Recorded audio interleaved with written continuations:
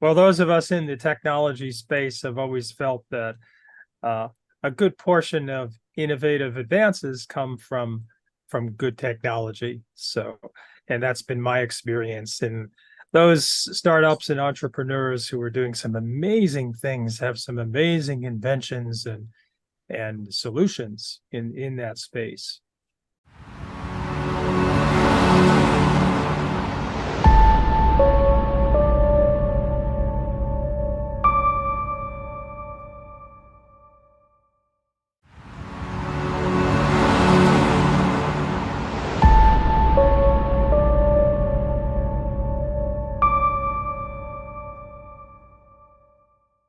What our mission is really about is really giving parents encouragement and in some ways even the permission really to think about, autism solutions are out there that can be more holistic and alternative and yes, tech driven.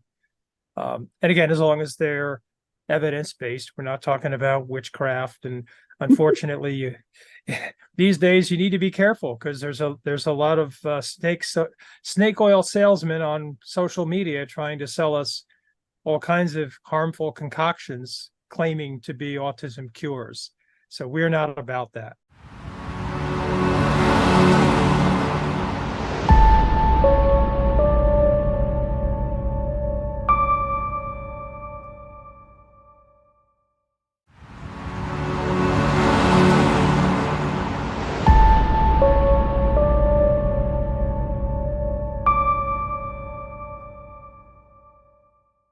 We discovered that the mainstream services really don't do justice to people with autism, especially pharmaceutical options and some of the cookie cutter behavioral analysis services. So we pivoted and went in a different direction, a more holistic and innovative direction.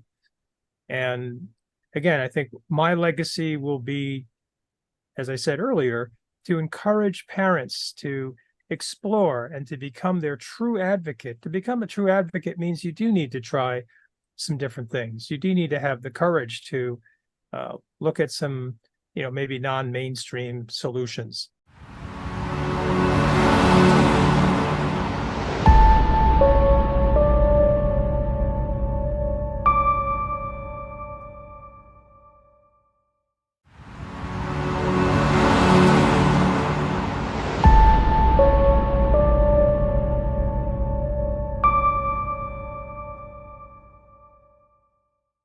That's one thing that our new foundation is really committed to, is really kind of networking with and encouraging folks in this space to share your resources, share your connections, share your technology, because we need to create the same kind of global movement in autism that is there in other areas like cancer research and other kinds of organizations.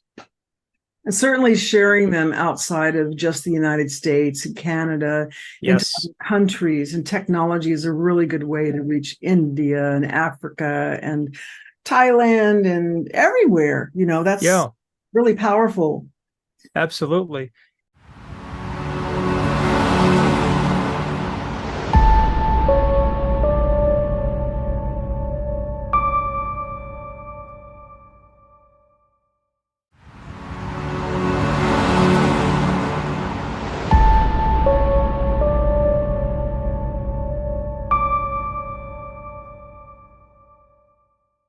Yes. Well, those of us in the technology space have always felt that uh, a good portion of innovative advances come from good technology. So, and that's been my experience. And those startups and entrepreneurs who are doing some amazing things have some amazing inventions and solutions in that space.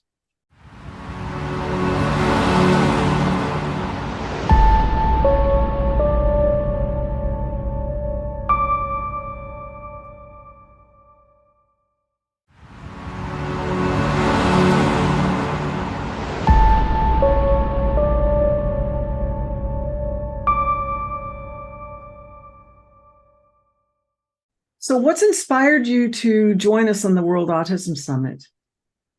Well, first of all, I'm grateful that you invited me, Karen. We have a friendship dating back a while.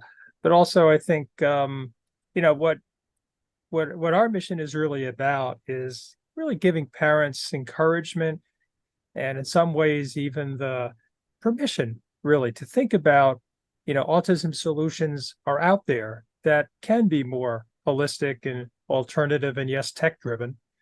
And again, as long as they're evidence-based, we're not talking about witchcraft. And unfortunately, these days you need to be careful because there's a lot of snake oil salesmen on social media trying to sell us all kinds of harmful concoctions claiming to be autism cures. So we're not about that. Good.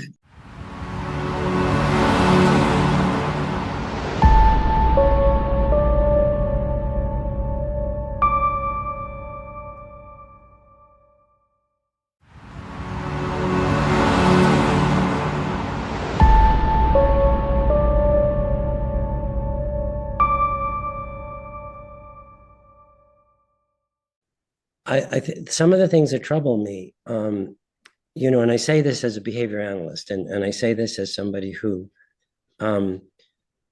believes that, if I had a kid who needed our services, I would want a good behavior analyst to be doing those services.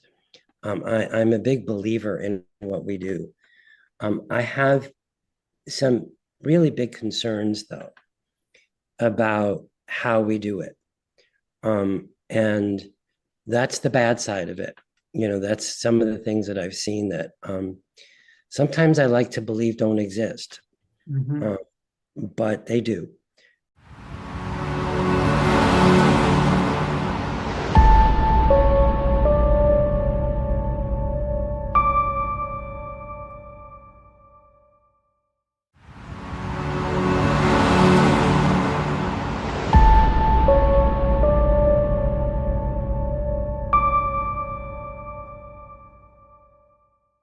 And it took, a fundamental shift in my perspective to really realize, instead of dwelling on all the things I couldn't do, let me really, nourish and nurture my skills and talents. And I feel, and I say that these are like seeds of potential. I think we all have seeds of neglected potential that we don't nurture because we're so worried about all the things in our life that don't work, the things that we don't have. And once I shifted and I said, you know what, I'm going to put that aside and nurture my talents and skills, suddenly my world started opening up.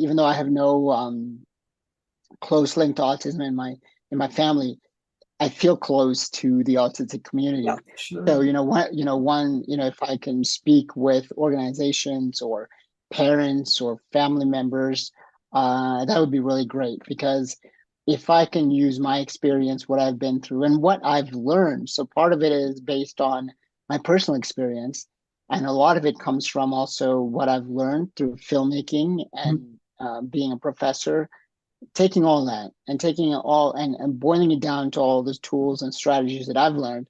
And then if I can use that to help others, I think that would be really great. So that's one of the things that I'm trying to do that I wanted to share with you and your audience.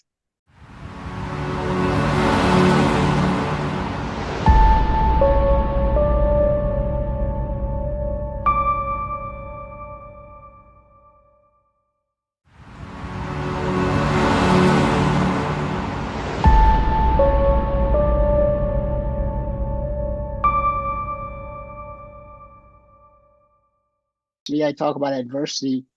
For me, it was physical. I went through all these spinal surgeries. I got screws in my neck. I tell people I'm literally screwed. I have screws in my neck. My head is screwed on.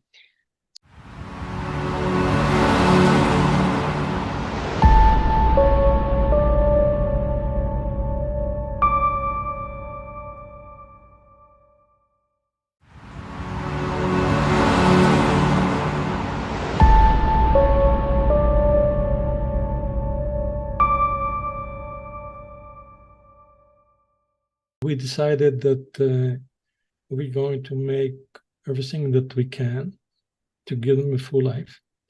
And the opportunity is that any other person in the world get in any age. So we didn't see the fact that they have a medical condition called autism as a barrier. We saw it more as this is the identity that they have. And from there, we just had to navigate the system.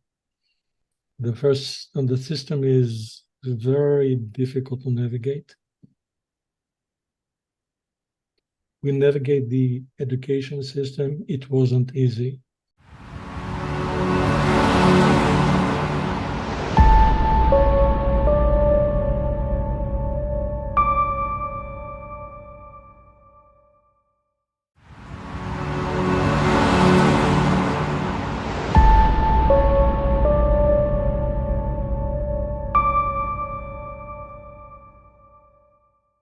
It kind of caught you by surprise that you were going to be getting a divorce. You didn't know that was coming.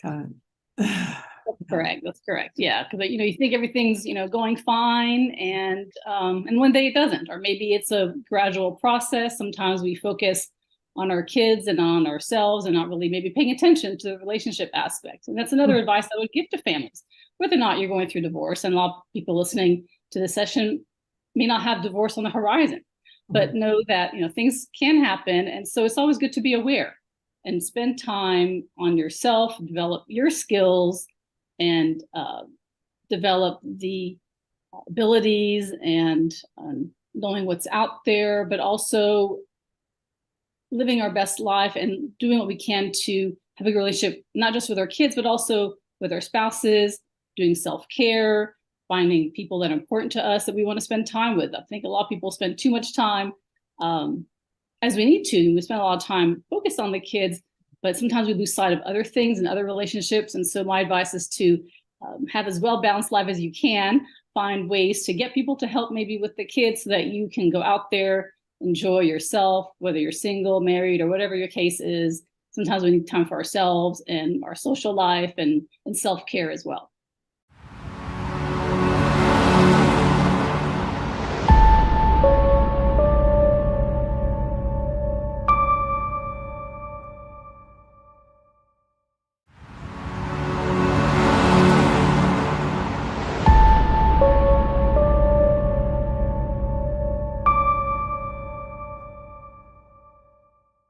When the divorce happened, unexpectedly, didn't really know what to do or how to go about that, where to turn for help. And I didn't find much support out there.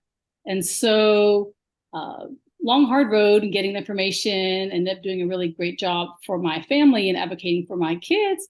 But I really thought, people shouldn't have to work so hard to get a good result and get through the process and through the overwhelm and all the complexities involved in divorce. Like you said, it's complicated enough. And then when you added children and trying to figure out what you need to do to advocate for those kids as part of the process, it makes it even more difficult and challenging. And so my goal is to share really a message of hope that if you're going through this process, it's okay. This is such a sadly, a common occurrence among families with children with autism. I've heard numbers as high as 80% people go through divorce with their kids with different disabilities and special needs. And so people shouldn't have to work so hard and search for resources and not feel lost.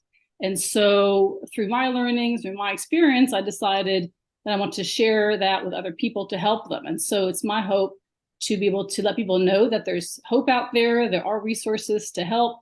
There are ways to do this in a manner that puts the child first, so that you and the child and the whole family can have a good result in the process.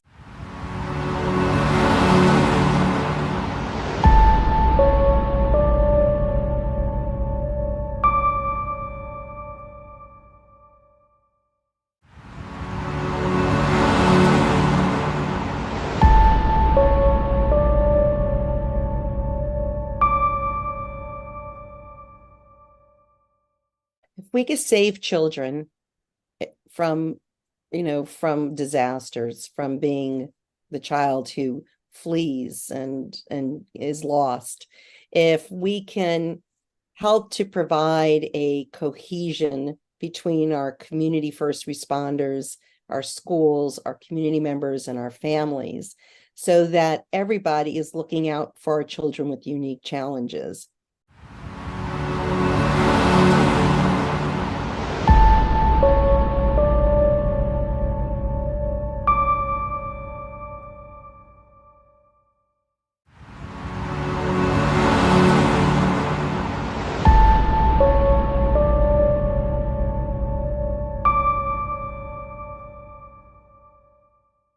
Is one size doesn't fit all. It is a spectrum. And so I think we have done a pretty good job in providing services and understanding of what it's like to be on the challenging side of the spectrum. But we don't exactly explain and do a great job at information-wise that there are many people in our community who have autistic characteristics who fit the diagnostic criteria, who are probably sitting next to you at a lunch table or are one of your friends when you go out, and you don't even know it. You don't even know it. And we have to make a bridge in that understanding that it is a spectrum and that we have to provide support, compassion, understanding, and knowledge, because it's power, to everybody, and especially acceptance and inclusion in my book.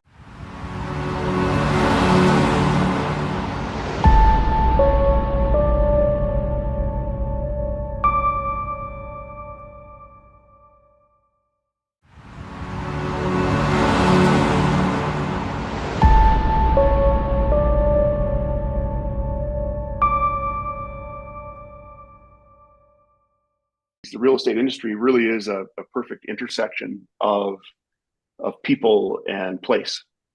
And so I began to become fascinated with how places influence the experience that human beings have, and how places and the design of spaces specifically influence how people interact with themselves and with each other. So you can start to see the convergence here, right? Where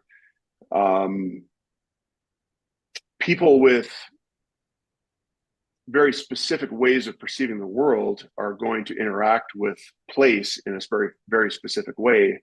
And so the question that arises is, how can we design places to improve the quality of human experience?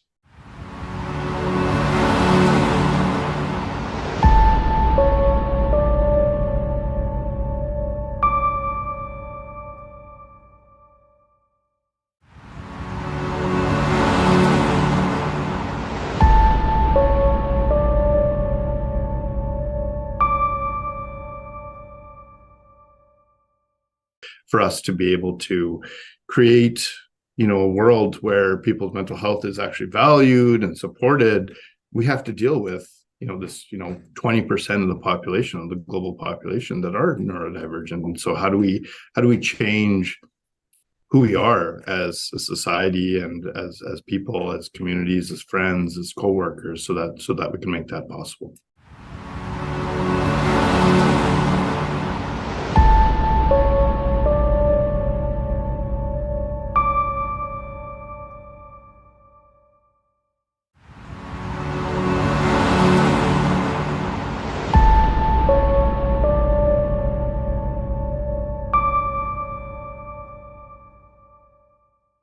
I'd say the first reason is just this, my growing recognition of how important it is for our society and for communities to recognize neurodivergence, and to actually there's all sorts of words that are just loaded, and so I was going to say accommodate or include, but you get what I'm saying there.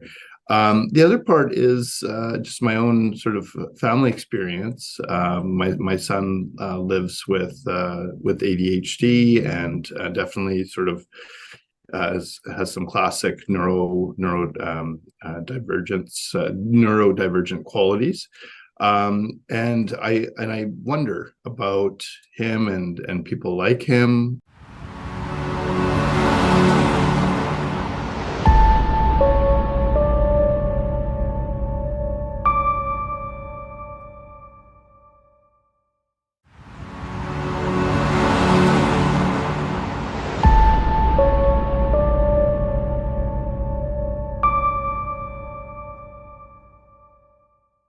Set up NEBS, and the original idea of NEBS was to get people out of hospital and bring them back home. Basically, that was my drive. I just wanted to bring people back close to home and family, because obviously my niece Kitty was 8 hours away, and it was during COVID, and she was 12, and parents couldn't visit, and she was just left and alone and damaged, if I'm perfectly honest, through it. And unfortunately, that damage is now sort of coming back around again, and we're looking for some sort of residential care for her because she's just not coping in the community. But if she was treated in the community at the age of 12, we wouldn't be in the situation that we're in. And that to me is almost criminal.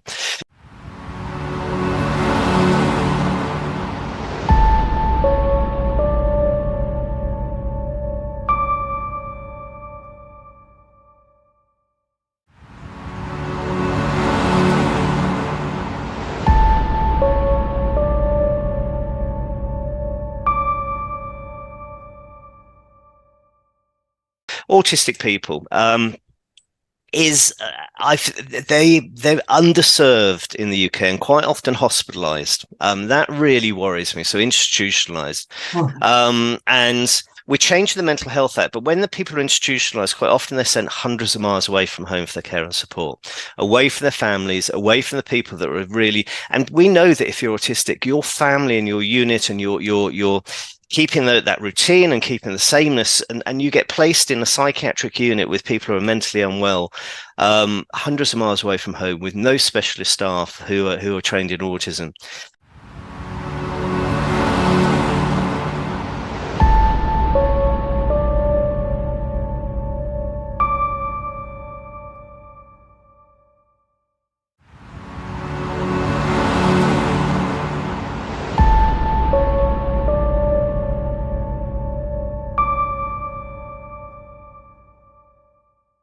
Think that there's a lot of lip service paid to looking after or with people with autism, because it's become just that little bit trendy. Everyone wants to be neurodiverse now, but when you actually look at it, and sadly it is, if I look at profiles, everyone has some form of neurodiversity, and I think they probably do to some extent, but it's just become one of those trendy things, but it's not done with the intent of improving the lives of people with autism. So you get sort of campaigners who will talk about themselves all the time and how magical, but they don't actually think about the real complexities of life that people face who are autistic. So, and to me, that's my driver. That's my why. It's about working with the most magical people on earth.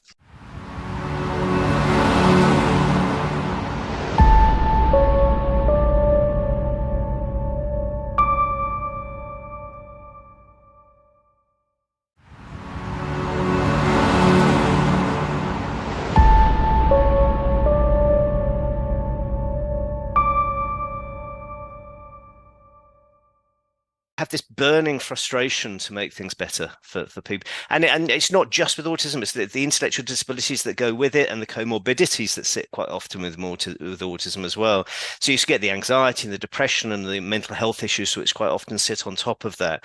And I've sort of always worked, I suppose, with the far end of the spectrum, where I work with people with autism with severe self-harming, severe suicidal intent, and quite often that's driven by society's acceptance.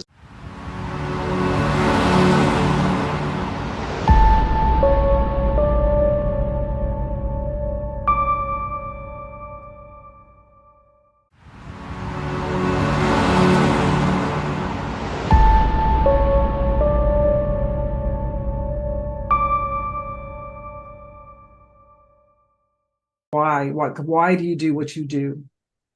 Why do I do what I do? Because I've worked for the last 40 years with people with intellectual disabilities and autism, mostly with autism.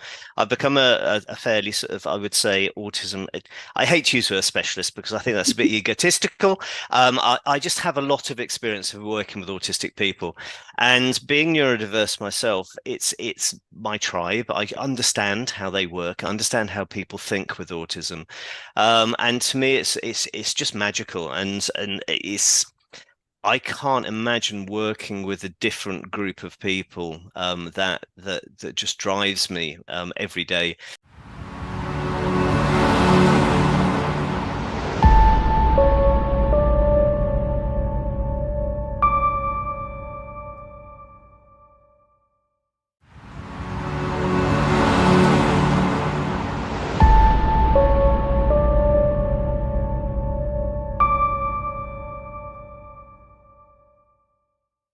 Gary, tell me, why are you so excited about presenting at the World Autism Summit?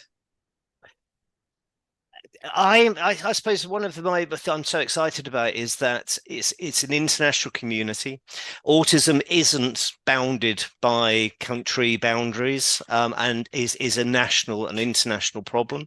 And the World Autism Summit addresses that issue about bringing the world together to actually sort of talk about autism rather than making it just a county or a country or a province issue, because it's not. It transcends borders, and that's what the Autism Summit is doing. It's bringing people together from all around the world and breaking down those borders to actually still keep neurodiversity and autism front and foremost in people's minds.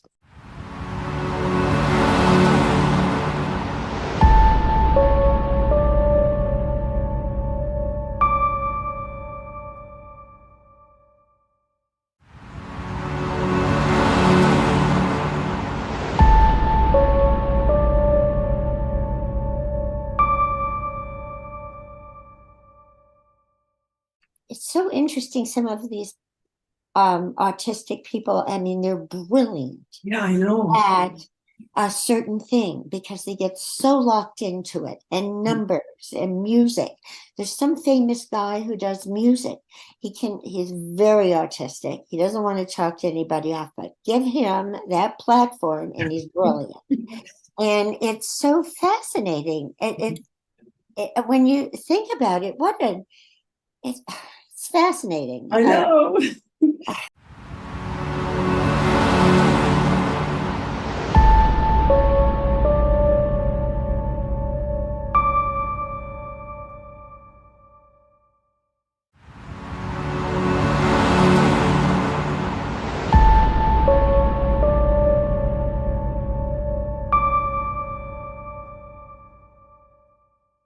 Understanding with his social skills to understand social situations that happen, using a sport like baseball for that. Really, you learn through winning and losing, you learn from striking out or hitting a home run. Every single opportunity is a learning opportunity. It really is. And we need to instill a message in society that is better based on, we're always learning every single day. It doesn't stop when you get out of high school, and it doesn't stop, especially if you get a certificate that says doctor on it.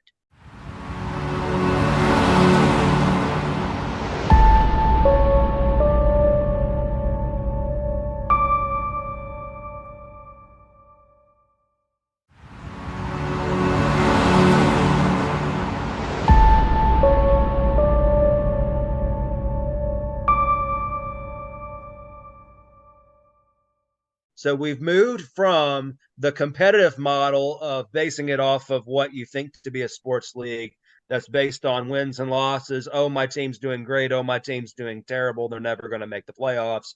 To instilling those with disabilities, and especially autism, people like myself, into their greater communities, because when they graduate out of high school in a lot of places across the country, what happens is they go home, and a lot of them really don't get out and do much because they're not encouraged to go out there and participate in society. And that has to change. during the pandemic, we realized that both on-field and off-field opportunities through esports, through a new online leadership academy, it's all needed to be successful.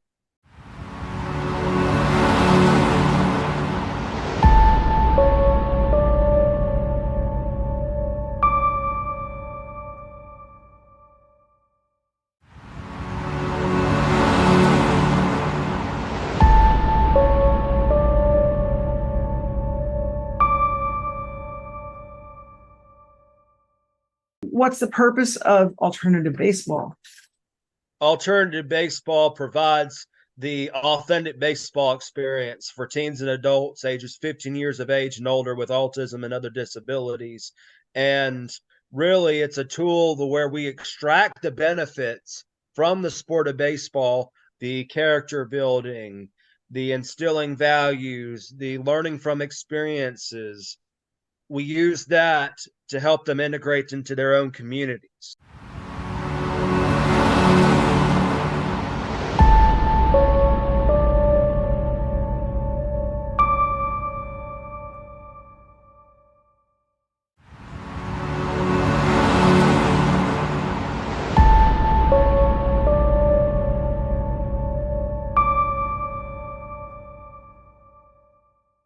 Better sense for us to consult everywhere else outside the United States and Canada to help them get their own local programs up and started, because they need the resources just like we do here.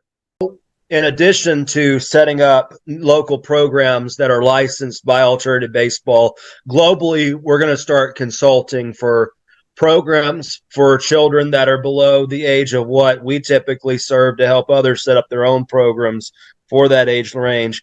And we're going to be talking to those across the globe about setting up their own local programs that are pretty much like Alternative Baseball in their own individual areas. Because trying to license our structured program globally, it's a nightmare when you have all these laws, you have all these standards and practices that are different from area to area, and it is very costly and expensive.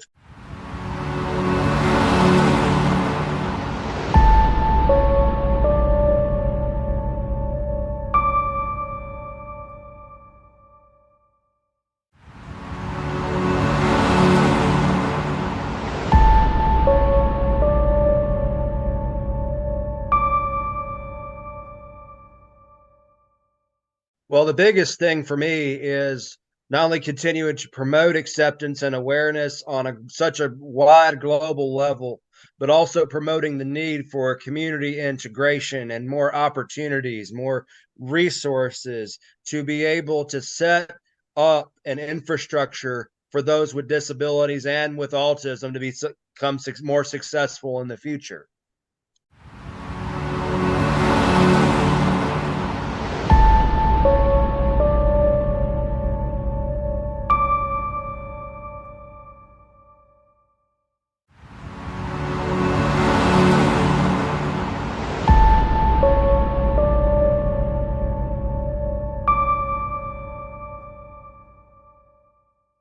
Better sense for us to consult everywhere else outside the United States and Canada to help them get their own local programs up and started, because they need the resources just like we do here. In addition to setting up local programs that are licensed by Alternative Baseball, globally, we're going to start consulting for programs for children that are below the age of what we typically serve to help others set up their own programs for that age range. And we're going to be talking to those across the globe about setting up their own local programs that are pretty much like Alternative Baseball in their own individual areas. Because trying to license our structured program globally, it's a nightmare when you have all these laws, you have all these standards and practices that are different from area to area, and it is very costly and expensive. So it makes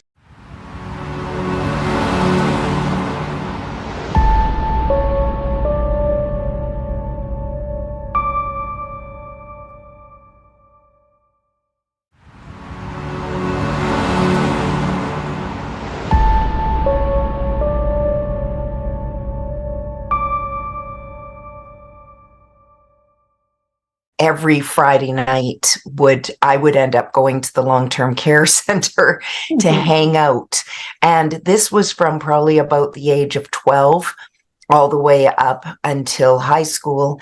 And that's when I learned about music therapy. So I had all these beautiful music moments, but I wanted that human connection part around music, and I didn't want to be a performer. I knew I didn't want to perform. I just couldn't. If you're not performing, then it's just a hobby in your basement. But I knew I wanted more out of it. And so when I heard that music therapy was an actual profession, and it would mean that I would be able to sit with music, sit with people, make music with them, talk about music, identify our feelings around music, could use music to help people feel more healthy and well. I just couldn't think of anything else that I'd rather do. And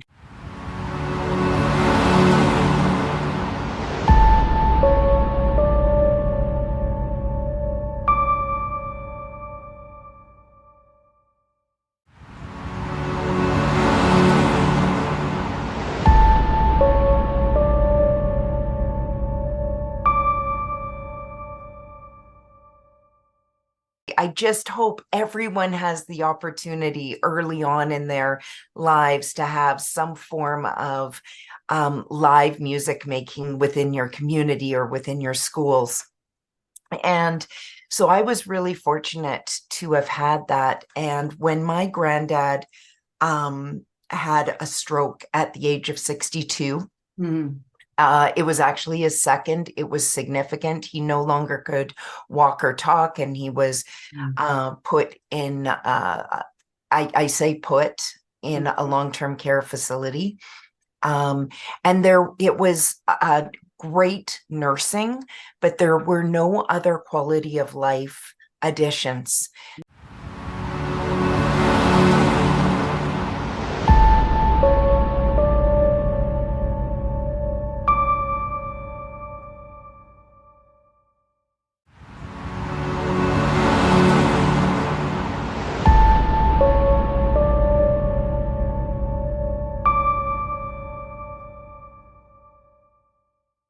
My desire to reach out and tell everybody in the world, look, you're not alone. Other people have these experiences.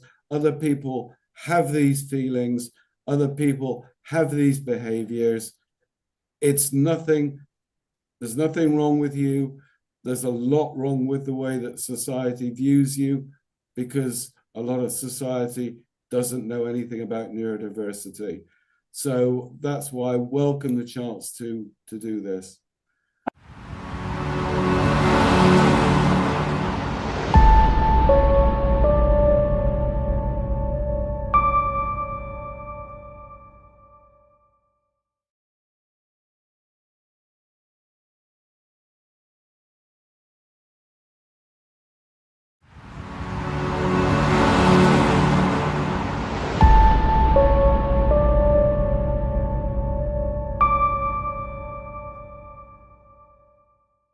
Because diversity, is the fundamental of evolution. It's what ensures species survival.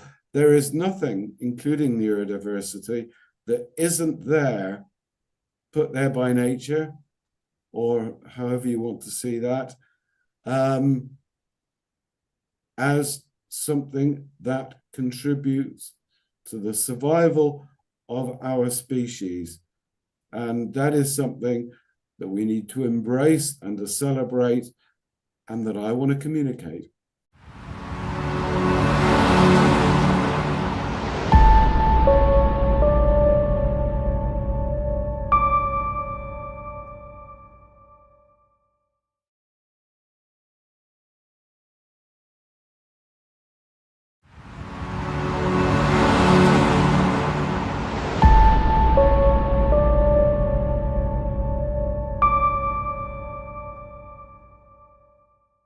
I am and have been for well over 20 years looking to make an impact and to make life easier, not just for those who have neurodiversities, but also for their families, and to destigmatize it, because in many cultures, having a family member with, who is different, is seen as very, as something to be ashamed of or to hide away.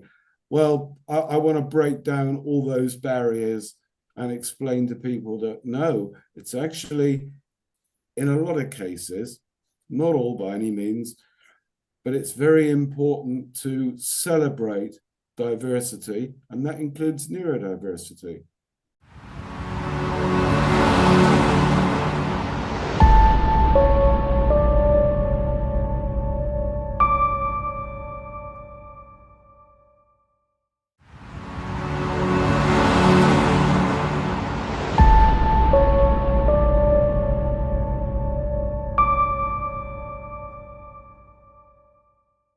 And then we also have the first non-speaker multimodality communicator class for creatives, writers and actors that are non-speaking. And we've again debunked myths where we're doing choreography and performing live on stage. And they've created some phenomenal videos that that share their truths and their experiences.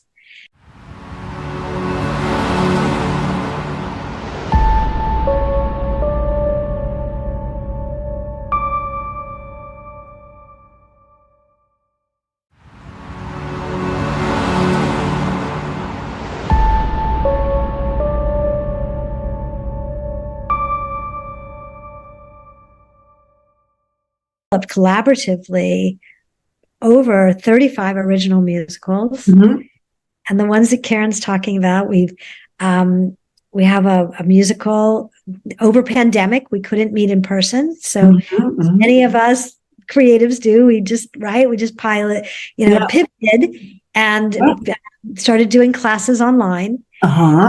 Our students self-tape. We had written a musical, and they self-taped themselves using their iPhone. They self-taped. Wow. And we created 2 original films.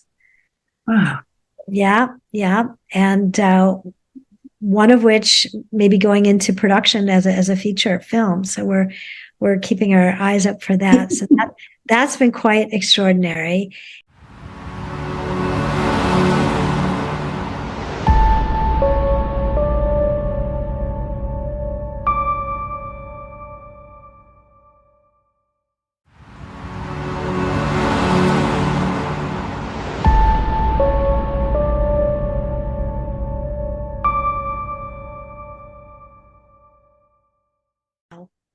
So I began a program in my home and training lots of different people how to work with my son. And gradually, inch by inch, like a butterfly emerging from chrysalis, he chose, and I love to say chose, he chose to be more part of this world. Wow. Yeah. You Still do not skills. Thank you. Still non-speaking, still autistic. So there's no cure here. The cure was about curing me of my need for normalcy. Yeah. Right? That's beautiful. That is so beautiful. Yeah. We're not trying to cure anybody. We're just trying to accept, love, and appreciate, and focus on the gifts, strengths, and talents of people, and let them be who they are. Let them be, and help them to discover who they are. Right.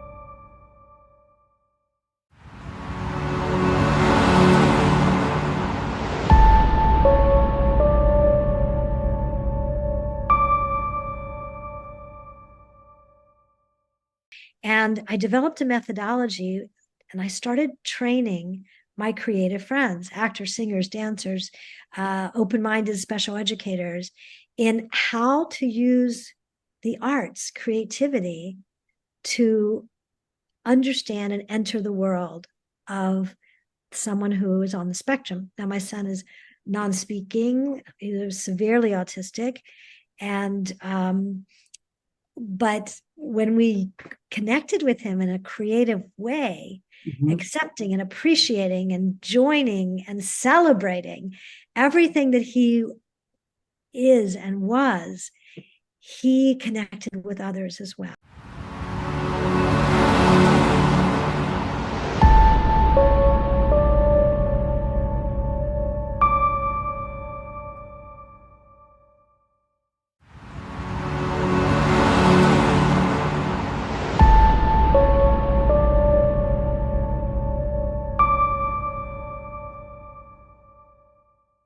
So I found a doctor in Maryland. I found Dr. Stanley Greenspan, may he rest in peace, and Dr. Barry Prezant. And I found people who I like to say co-signed my unique way of being with my son. And they told me to continue following his lead, following his need, and that make connection the most important thing, which was quite easy for me because that's what I've done in my entire career is connect through creativity. I found that when I would connect with him like that, he'd be totally interested and engaged in our world.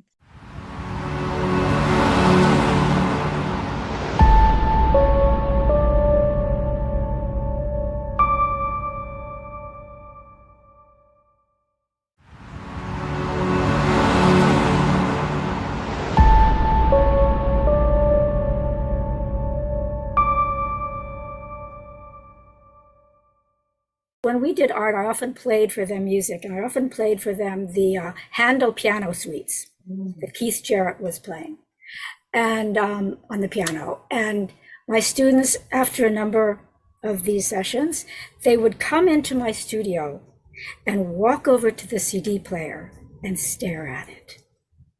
It was as though they were saying, "Erica, music." And that nonverbal communication, they showed me their pleasure. They showed me their connection to the music. They showed me their connection to something that we were doing together with art making and music. It was unspoken, but it was spoken nonverbally. So that's my big connection to this, the beauty of the nonverbal work that all of the arts bring to all of us.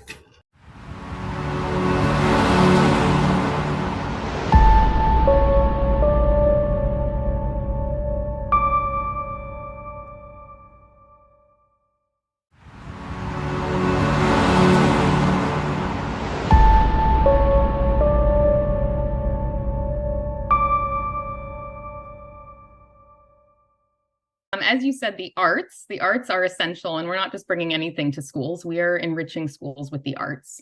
We are there, I'm sure it's familiar to people in a lot of parts of the world that the arts are often pulled from curriculum, and access to the arts is often limited. And so EASE, as you had said before, stands for Everyday Arts for Special Education. But we also think it's just good. It's for every student. And so I'm sure we'll talk about that a little bit as we talk more about our approach and how we work with teachers and with students. But the program, as you'd said, has been federally funded. So that means the U.S. Department of Education saw our program and believed that it had benefit to reach students with diverse learning needs, and to do that through the arts.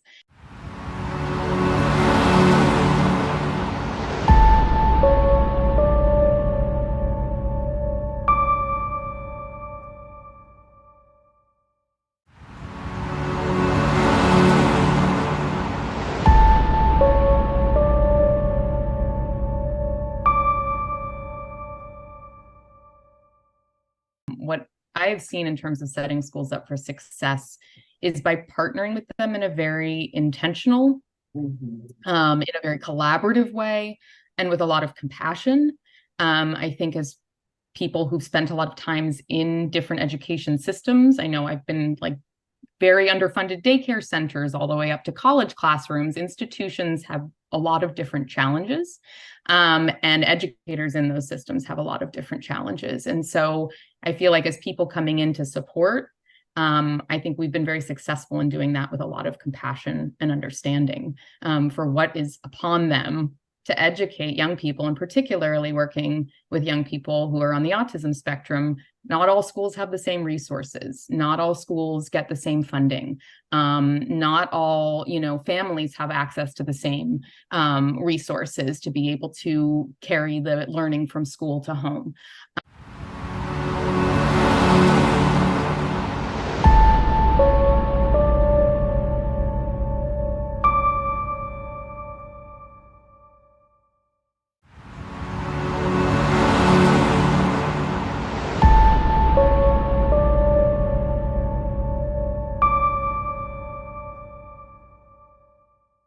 World examples, or like talking about it in more of like an intellectual way is one way, but you need actual practical stories, or like certain little narratives, moments, right? Where